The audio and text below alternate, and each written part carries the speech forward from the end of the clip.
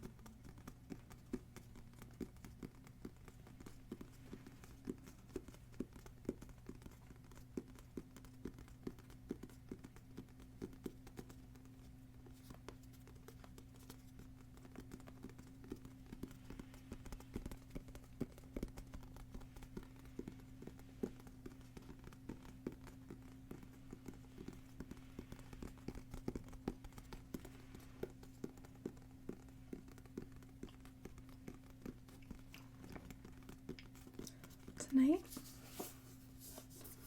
we are coming back to Alice's Adventures in Wonderland and Through the Looking Glass by Lewis Carroll.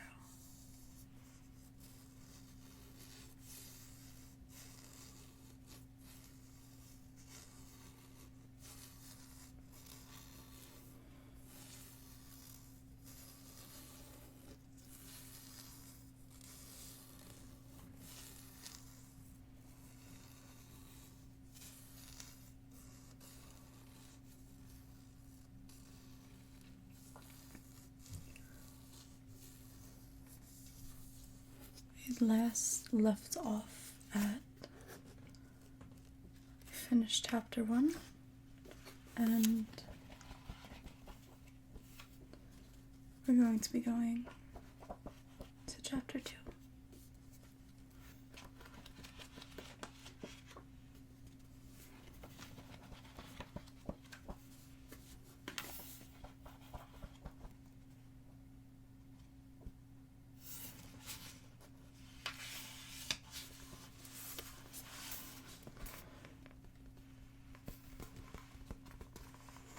Chapter 2 is labeled The Pool of Tears, and it has this very strange image of Alice. See here, her hair is standing out, her neck is super long, as are her legs and her torso.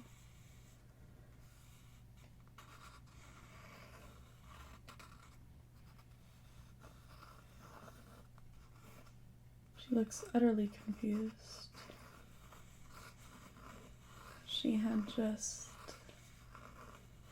eaten that cake, I believe.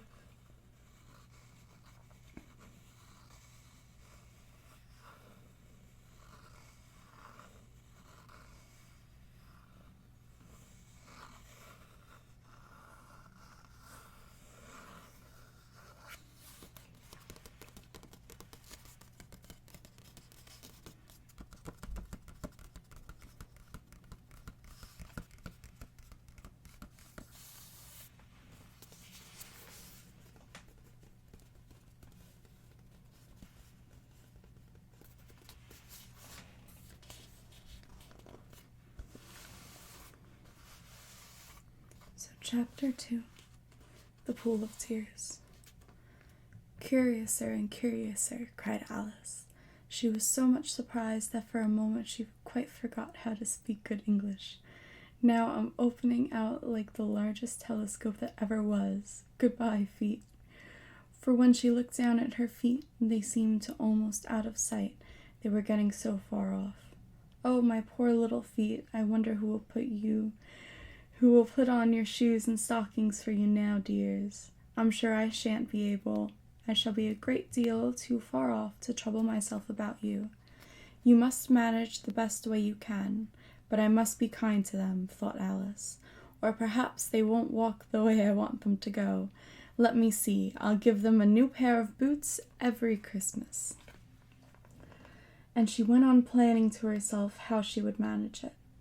They must go by the carrier, she thought, and how funny it'll seem sending presents to one's own feet, and how odd the directions will look. Alice's right foot, hearthrug, near the fender, with Alice's love. Oh dear, what nonsense I'm talking. Just at this moment, her head struck against the roof of the hall. In fact, she was now more than 9 feet high, and she at once took up the little golden key and hurried off to the garden door. Poor Alice! It was as much as she could do, lying down on one side to look through into the garden with one eye, but to get through was more hopeless than ever. She sat down and began to cry again. You ought to be ashamed of yourself, said Alice. A great girl like you, she might well say this, to go on crying in this way. Stop this moment, I tell you. But she went on all the same, shedding gallons of tears until there was a large pool all round her, about 4 inches deep and reaching half down the hall. After a time she heard a little pattering of feet in the distance, and she hastily dried her eyes to see what was coming. It was the White Rabbit, returning splendidly dressed, with a pair of white kid gloves in one hand and a large fan in the other. He came trotting along in a great hurry, muttering to himself as he came, "Oh, the Duchess, oh, won't she be savage if I kept her waiting?" Alice felt so desperate that she was ready to ask help of anyone, so when the rabbit came near her, she began in a low, timid voice, "If you please, sir."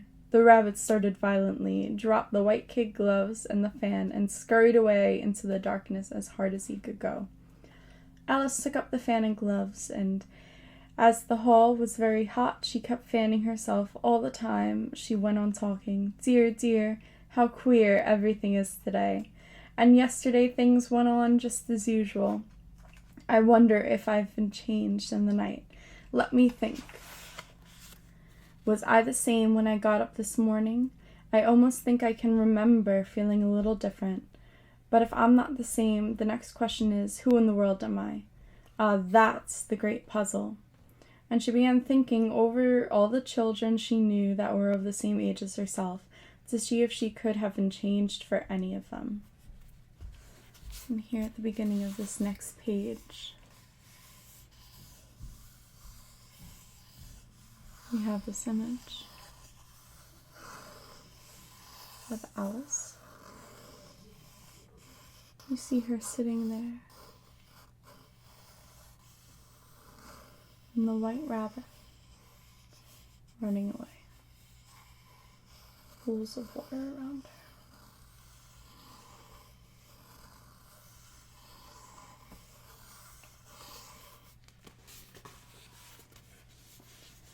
I'm sure I'm not Ada, she said, for her hair goes in such long ringlets, and mine doesn't go in ringlets at all. And I'm sure I can't be Mabel, for I know all sorts of things, and she knows such a very little. Besides, she's she, and I'm I, and oh dear, how puzzling it all is. I'll try if I know all the things I used to know. Let me see. 4 times 5 is 12, and 4 times 6 is 13, and 4 times 7 is, oh dear, I shall never get to 20 at that rate. However, the multiplication table doesn't signify. Let's try geography. London is the capital of Paris, and Paris is the capital of Rome, and Rome... No, that's all wrong, I'm certain. I must have been changed for Mabel. I'll try and say, how doth the little... And she crossed her hands on her lap as if she were saying lessons and began to repeat it. But her voice sounded hoarse and strange, and the words did not come the same as they used to. How doth the little crocodile improve his shining tail, and pour the waters of the Nile on every golden scale? How cheerfully he seems to grin, how neatly spread his claws, and welcome little fishes in with gently smiling jaws. I'm sure those are not the right words, said poor Alice, and her eyes filled with tears again as she went on. I must be Mabel after all, and I shall have to go and live in that poky little house, and have next to no toys to play with, and oh, ever so many lessons to learn. No, I've made up my mind about it. If I'm Mabel, I'll stay down here. It'll be no use their putting their heads down and saying, "Come up again, dear." I shall only look up and say, "Who am I then?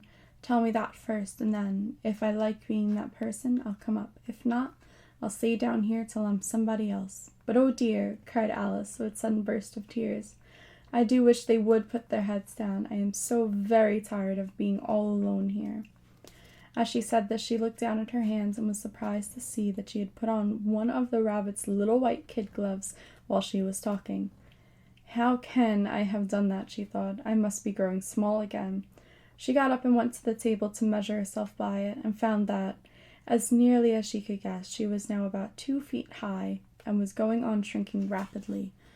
She soon found out that the cause of this was the fan she was holding, and she dropped it hastily, just in time to avoid shrinking away altogether. "That was a narrow escape," said Alice, a good deal frightened at the sudden change, but very glad to find herself still in existence. "And now for the garden." And she ran with all speed back to the little door, but alas! The little door was shut again, and the little golden key was lying on the glass table as before. "And things are worse than ever," thought the poor child, "for I never was so small as this before, never, and I declare it's too bad, that it is." As she said these words, her foot slipped, and in another moment, splash, she was up to her chin in salt water. Her first idea was that she had somehow fallen into the sea, and in that case I can go back by railway, she said to herself. Alice had been to the seaside once in her life, and had come to the general conclusion that wherever you go to on the English coast, you find a number of bathing machines in the sea, some children digging in the sand with wooden spades, then a row of lodging houses, and behind them a railway station. However, she soon made out that she was in the pool of tears which she had wept when she was 9 feet high. "I wish I hadn't cried so much," says Alice, as she swam about, trying to find her way out. "I shall be punished for it now, I suppose, by being drowned in my own tears. That will be a queer thing, to be sure. However, everything is queer today." And at the bottom of this page, here we see Alice reaching her hand out, swimming in the pool of her tears.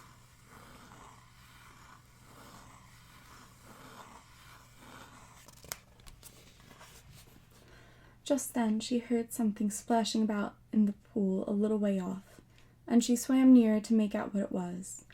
At first she thought it must be a walrus or a hippopotamus, but then she remembered how small she was now, and soon made out that it was only a mouse that had slipped in like herself. Would it be of any use now, thought Alice, to speak to this mouse? Everything is so out of the way down here that I should think very likely it can talk. At any rate, there is no harm in trying. So she began, "Oh, Mouse, do you know the way out of this pool? I am very tired of swimming about here, oh, Mouse." Alice thought this must be the right way of speaking to a mouse. She had never done such a thing before, but she remembered having seen in her brother's Latin grammar, "A mouse, of a mouse, to a mouse, oh mouse." The mouse looked at her rather inquisitively, and seemed to her to wink with one of its little eyes, but said nothing. "Perhaps it doesn't understand English," thought Alice. "I dare say it's a French mouse come over with William the Conqueror."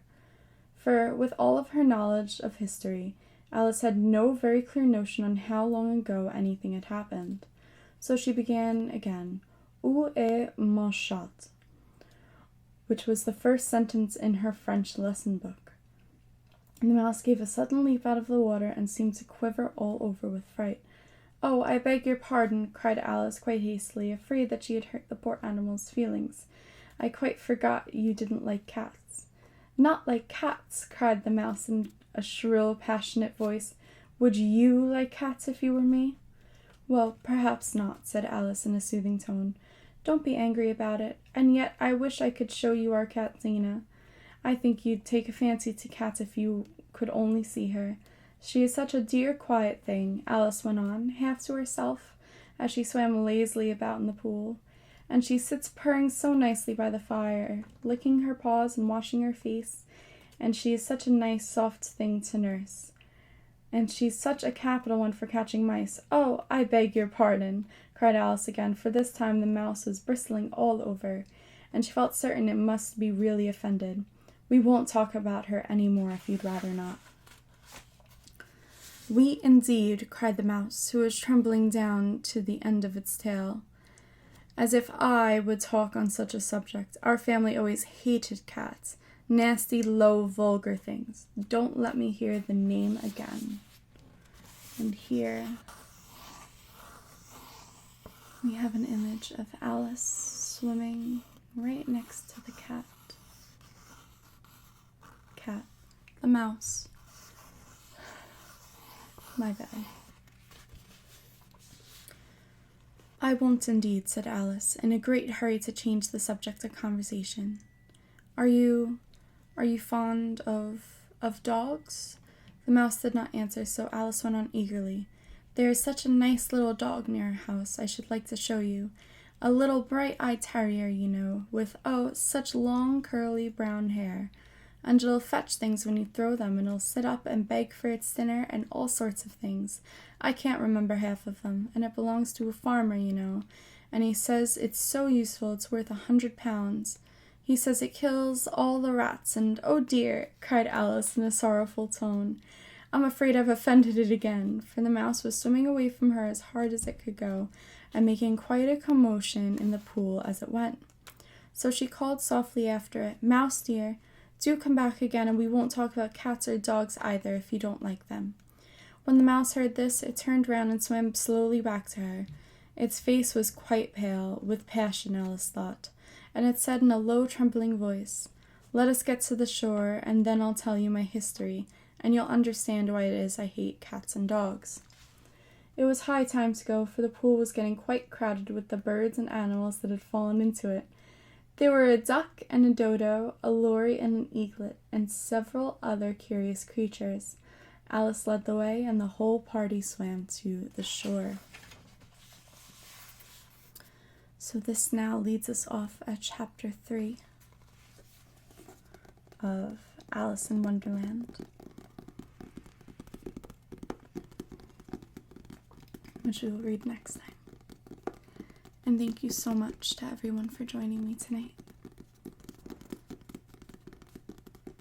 I'll see you next time for chapter 3. Have sweet dreams.